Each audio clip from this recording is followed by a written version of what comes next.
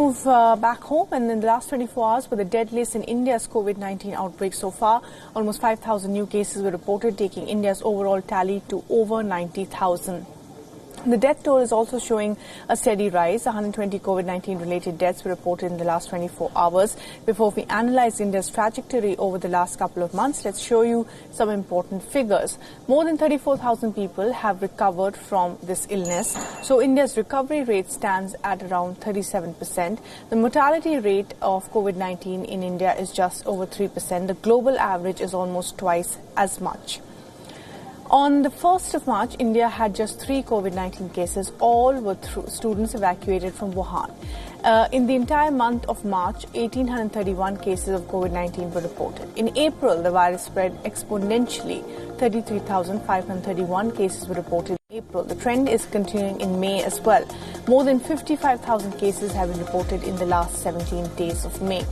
The death rate shows a similar increase. The entire month of March in India recorded just 41 deaths. In April, this figure rose to 1,100, and so far in May, we've already seen 1,720 deaths.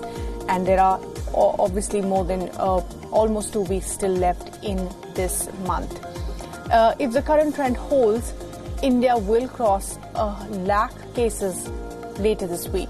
That was the trajectory of the COVID-19 cases in India. Now let's turn our attention to hotspots. The state of Maharashtra remains the biggest battleground for India. 1/3 of all confirmed cases are from Maharashtra. Mumbai by itself accounts for more than half of the cases in the state. The national capital, Delhi, is another hotspot. Delhi has reported 9,333 cases so far. Though much smaller in size, Delhi has the higher population density than other states. Chief Minister Arvind Kejriwal has already asked residents to adapt and live with coronavirus. Gujarat and Tamil Nadu also have more than 10,000 confirmed cases of COVID-19.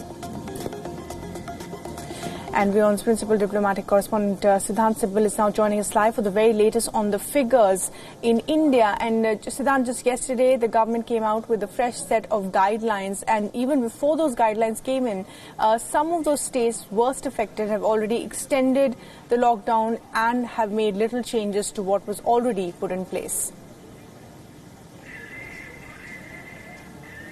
Well, yes, India announced the 4th lockdown, which was the extension of the lockdown, which was first announced in the month of March. I'm standing at the India Gate area, which is always bustling with activity, and it's after weeks. We have seen traffic here. Considerable traffic can be seen behind me as well. And this time around, the focus is on the states, how they implement the lockdown strategy, because the Indian government has clearly given its intent that we need to balance between the economy and between saving lives as well. We know the numbers have increased considerably here in India, and the situation is not only precarious, but it seems to be dangerous as well.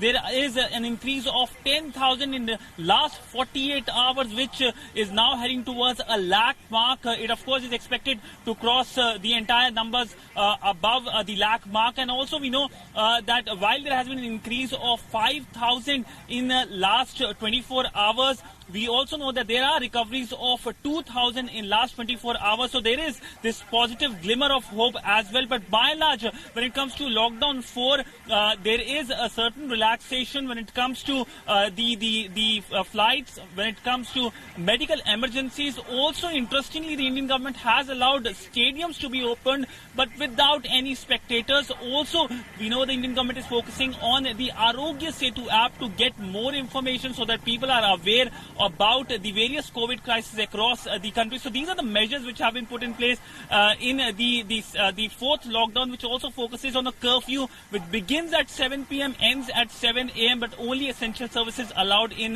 that period. So by and large, situation remains dangerous, but the government is focusing on making sure that there is a balance between economy and, of course, saving lives. Right, absolutely, Siddhant. Thanks very much indeed for that. And of course, we are beginning to see some more normality kicking in here in the national capital.